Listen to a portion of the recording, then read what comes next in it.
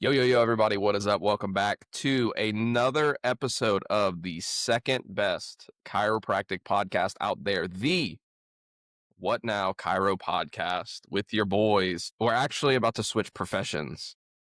Yes. We're changing, just to let you guys know. Zach and I are going on tour.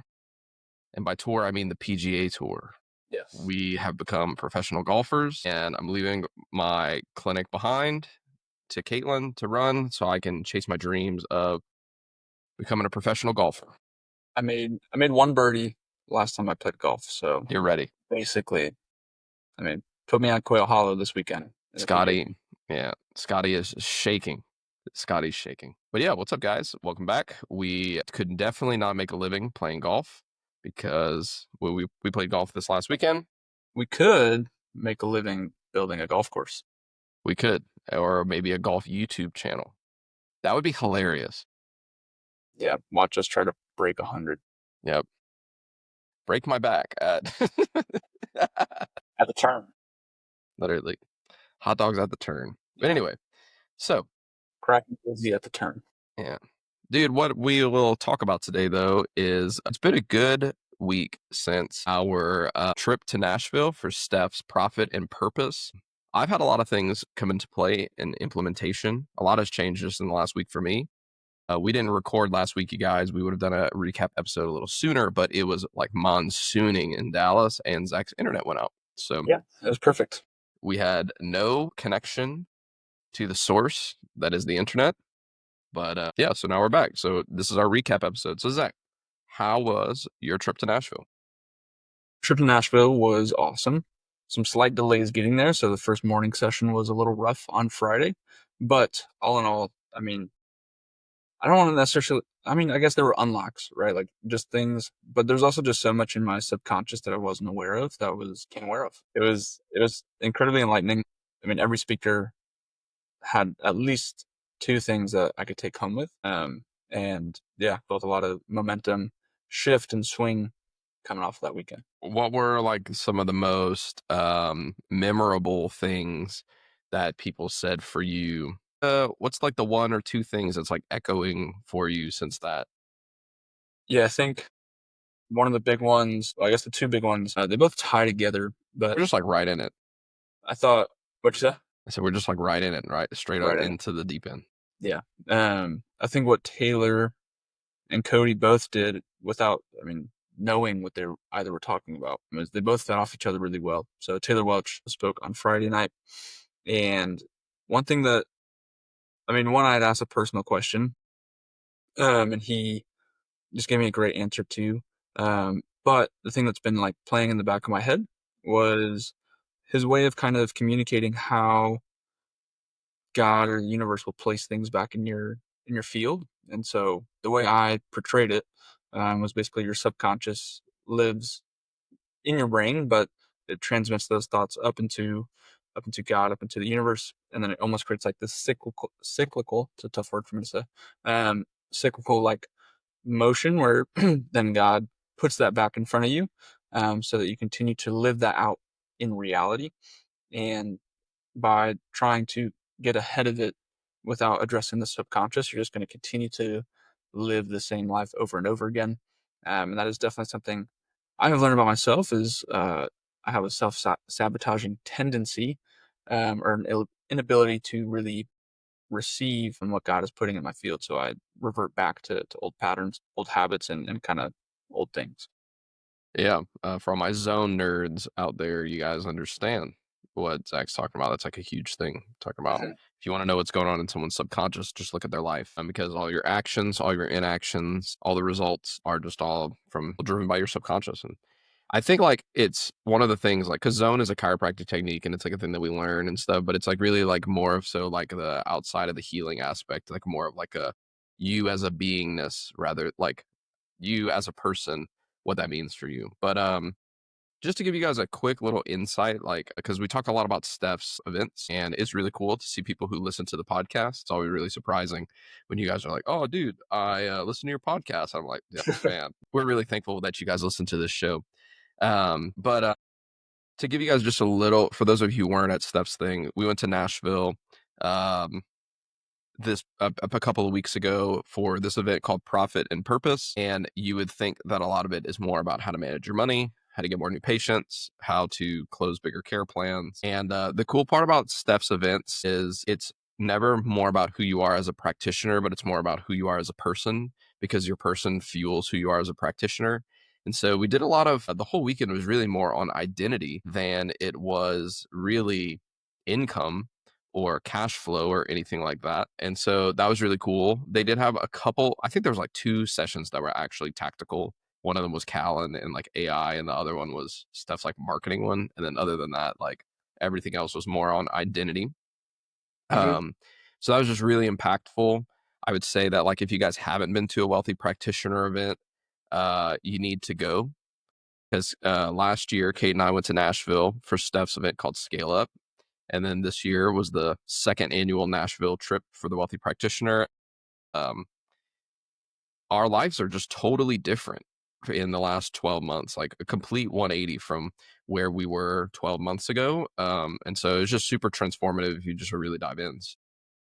Anyway, all that to say, just to give people some context as to what we're talking about, what event we're talking about. What else is that? What else came across? Like, so, living out the themes that are playing in your subconscious mind, how to, address them. But what else you got? What else have you I think taken away? another big takeaway too was the subconscious agreements. So stemming off of that, what agreements, and this was coming more from Cody Jefferson, was what agreements have you made with yourself, whether you know it or you don't know it? And just the first example that came to my mind for me, and I know I've shared quite a bit, like being an offensive lineman, weight loss, that whole journey, was like I have a subconscious agreement that I didn't really know about until sitting with it for a couple minutes. Was there's no point in losing weight if I'm just going to gain it back. Mm-hmm. So I was just constantly, and that would show up. I would lose 10, 15 pounds. I'd do 75 hard. 3 months later, it's all back. Same. I'd do keto for 21 days, lose the weight, come right back. And so really uncovering where that is in my business, where that is in my marriage, friendships, those sort of things, I think will really help next life, because I'll be able to break those agreements with my subconscious mind. Yeah, the crutch of the Husky Boy. I denounce my Husky Boy membership. Yeah. I'm canceling it. Sending it back to get a golf membership at a country club. Yeah, that's good, dude. That's good. Thanks for sharing. I mean, there's all kind of things, man. Like one of the biggest things that I learned is like, yeah, about the agreements. It's basic. Your agreements are basically anything that any sentence that you could say, I believe X, Y, and Z, those are all agreements formed by either people in your past, events in your past, or actions from your past. So, like, Facebook ads don't work, right? Or, the only way to grow your practice is word of mouth, or, whatever, making money is hard. All of those kind of things. Those are agreements that you have. And so basically, based off of your set of agreements, if you are a zone person, these are called your concepts. Well, your agreements and your concepts, I think, are a little bit different, but we're not going to kind of nitpick that. These are all those things that power your subconscious mind, which then like are underlying themes of all of your actions. And so taking inventory of those and then seeing how they play into your actions and into your life, that's like a super important part on how to break those agreements. And then consistent. I think the biggest thing for me though in the past, because it's been like 2 weeks since we've gone, or a week, whatever, understanding when those false agreements come up, forgiving myself for even letting them come into my field, and then just saying no thank you to them. Like that's like a really like that's probably like the biggest challenge for me in the past couple of weeks. Seeing how I can get back into like my old patterns, like when you come off like the seminar high, you know, and like when you come down and like everything kind of settles, it's like what is left after those settled, like what has changed. I think too with that, like before saying no thanks, is something Taylor had us do, like forgiving our past self. Like, thanks for getting me so far. And so that's something I've done as well. Like a really easy pattern I can fall into is I know how good journaling is for me at night. Just as a recap, kind of get my mind right before going to bed. And one of the last things I ever want to do, or really the last thing I want to do every day, is scroll on TikTok for 30 minutes and send those to Spencer. And so with that, when I catch myself wanting to scroll, I'll say, hey, thanks for getting me so far. but I'm going to take it from here and just get the notebook out, and then say no thanks to pick Tom. Yeah, dude. The phone, bro, is such a trap. It's something that I like realized the only time that I ever really get on my phone and like scroll like that is like one in the morning because that's when I'm waking up. Mm-hmm. And then two, like anytime I'm like overwhelmed, I'll just kind of like deflect onto that. And the faster that I can realize that pattern of like, oh, I'm just wasting time to avoid whatever I don't want to do, Yeah. Whatever the hard task is that I'm. whatever the hard task is to do. Like, and so if you feel like, it's just, snacking is a big thing for me like that too, bro. Like whenever I snack, like it's anything that is that dopamine hit. It's like when I don't want to do something or I'm overwhelmed, Mhm. snacking. I have a similar, but just like random tasks around the house. I hate it. Like, Dishes, no. Like I'll have like a big project or an email I need to send or reach putting out to this together your person. sauna.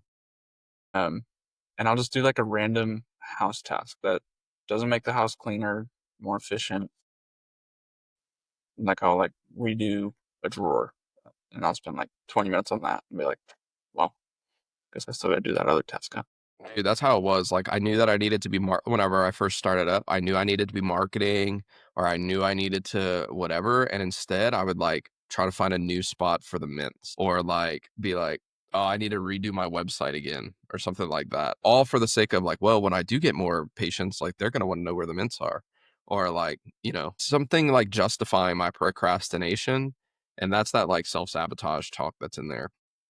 That being said, Zach, what are some of the things that you have implemented, if you have implemented and slash or changed anything, um, in the in this time after Nashville? I don't know if it was 1 week or 2 weeks. It feels like it's been a month since we've been in Yeah, I feel Nashville. like it's been forever. But what are some things that you've implemented Yeah, since then? I think a big one has been taking inventory. So taking inventory of where my mind's at, really doing my best to set my mind and my subconscious up for success each and every day, whether that's 2 or 3 minutes of meditation, prayer, journaling, those sort of things.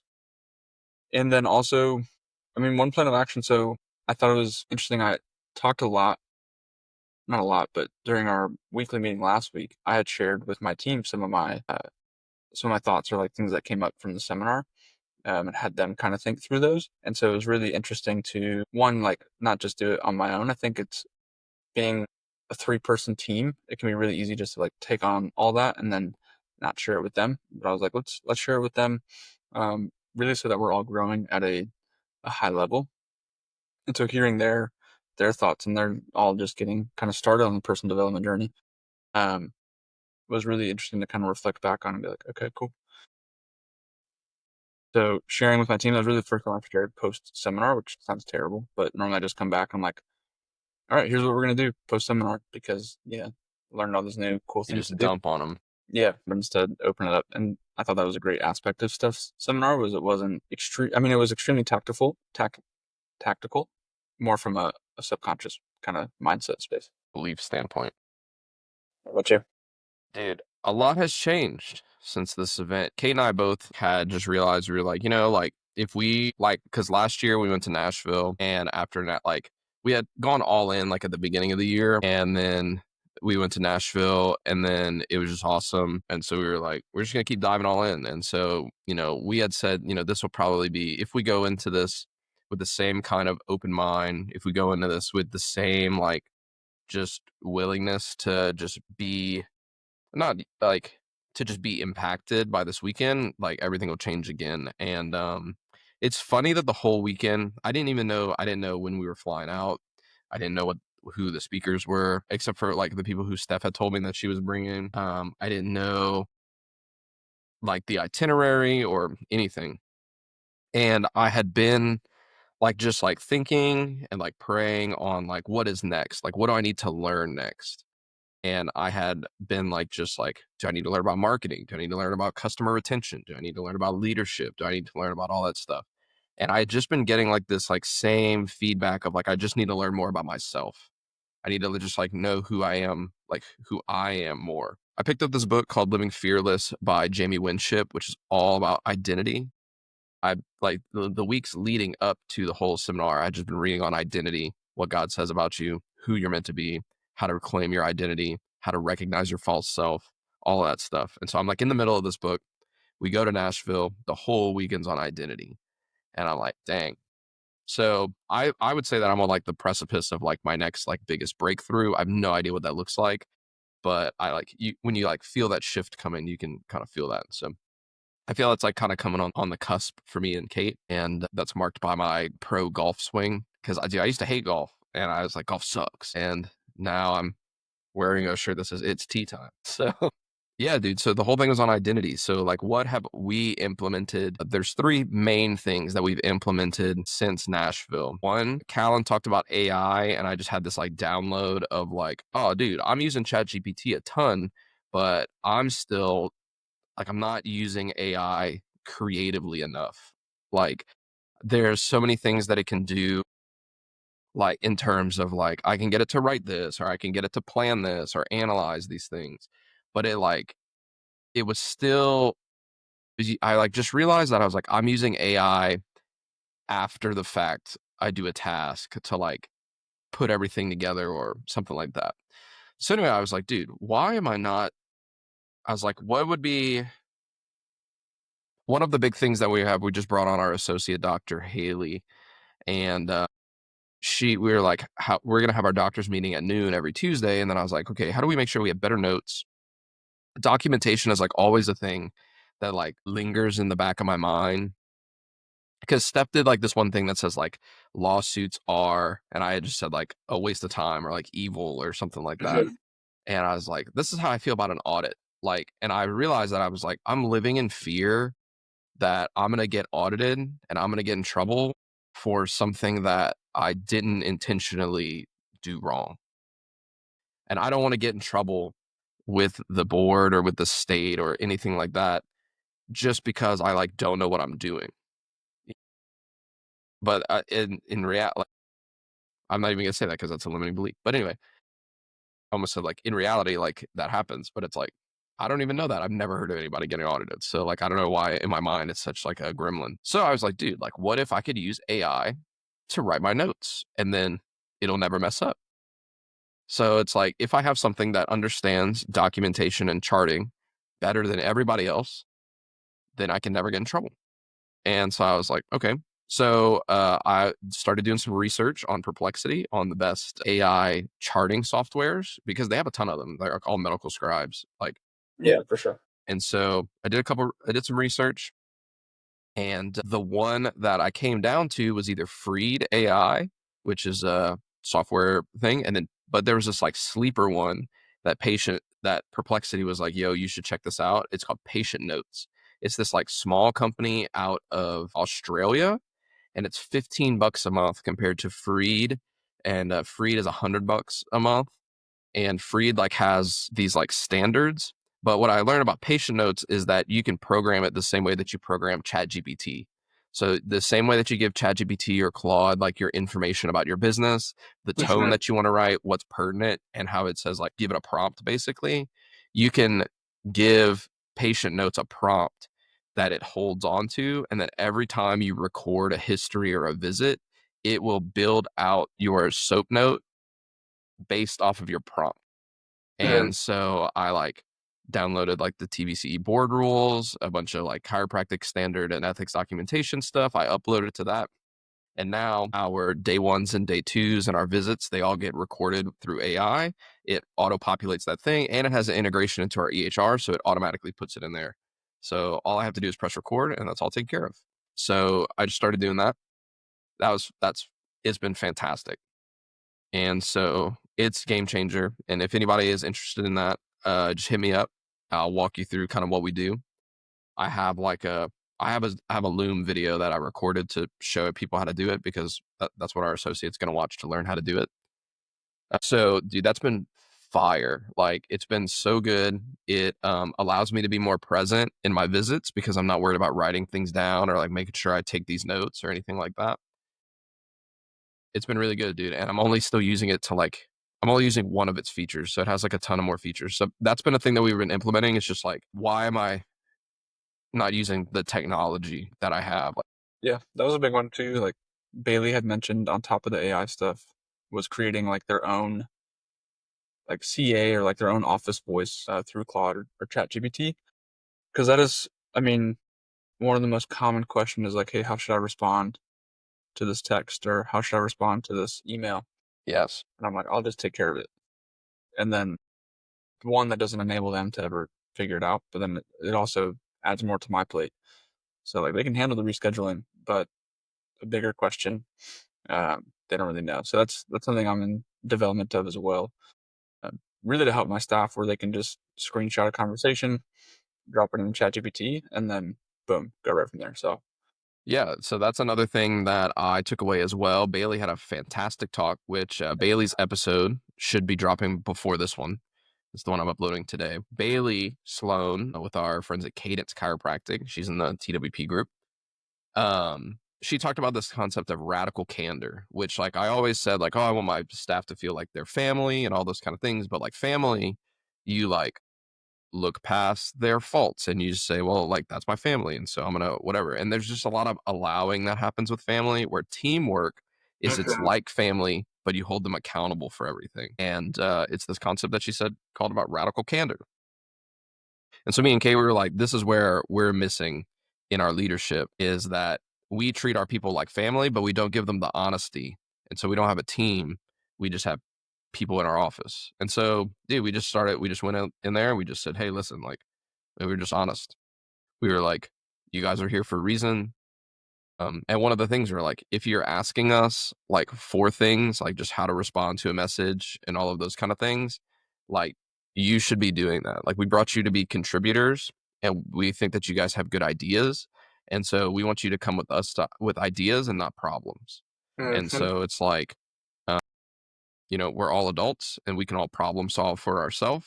And so I have one of those AI assistants already. I can probably refine it a little bit for them. So I said, talk to this thing. It should give you some insight.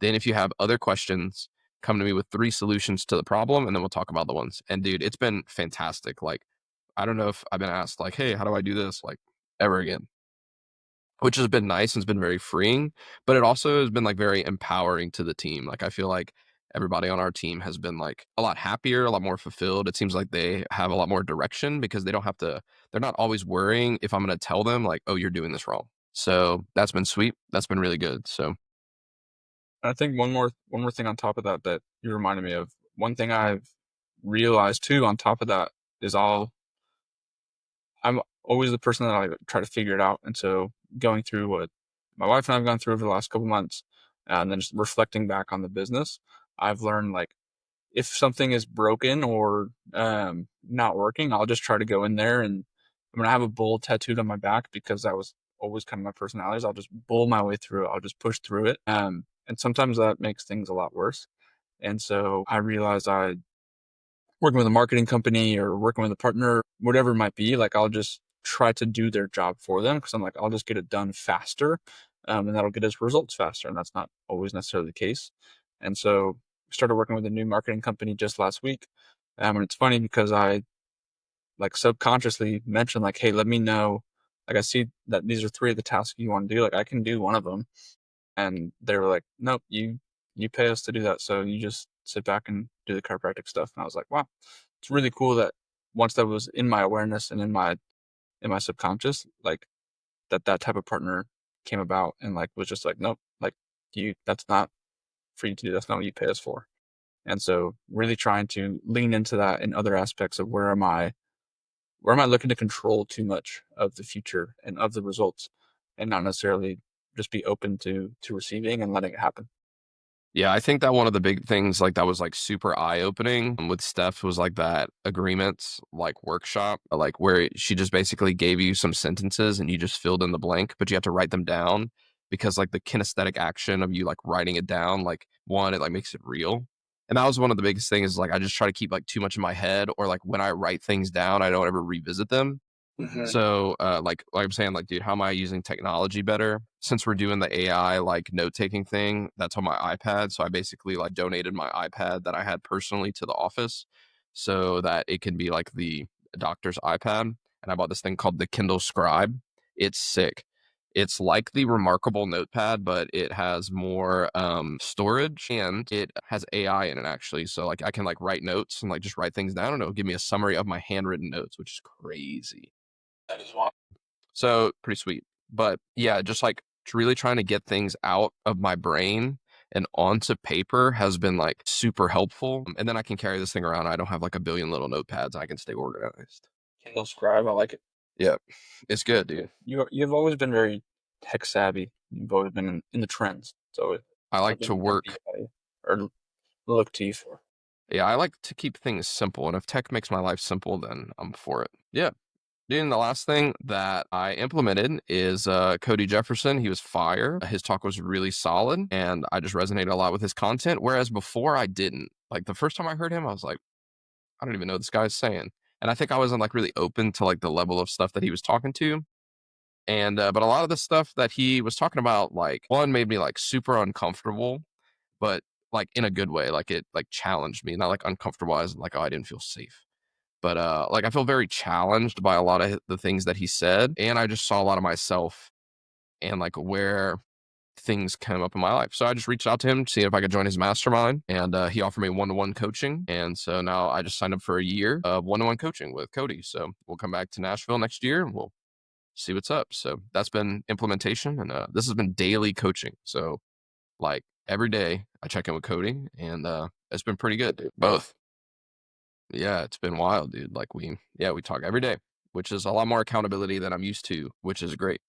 So it's been a big challenge, but it's Nice, been good. man. Nice.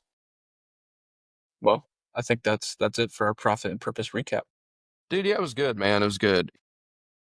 Yes. If you could give our listeners, Zach, one piece of advice based off of this weekend that they could do today, what would it be? I'd say commit to getting into the room. I almost backed out last minute. I was feeling a lot of pressure in different aspects of life. And so I was like, you know what? This is too much. I don't want to go. Too much stimulus, not like too much money, but like there's just too much going on. And so I almost backed out and told Steph, told Nikki, and they're like, nope, like we really won't let you because we know how impactful this weekend is going to be for you. So commit to being in the room, get in the room and be open, kind of like what, what Spencer was saying. Like don't try to force what you think your biggest takeaway should be, but be open to whatever comes out and allow it to impact you.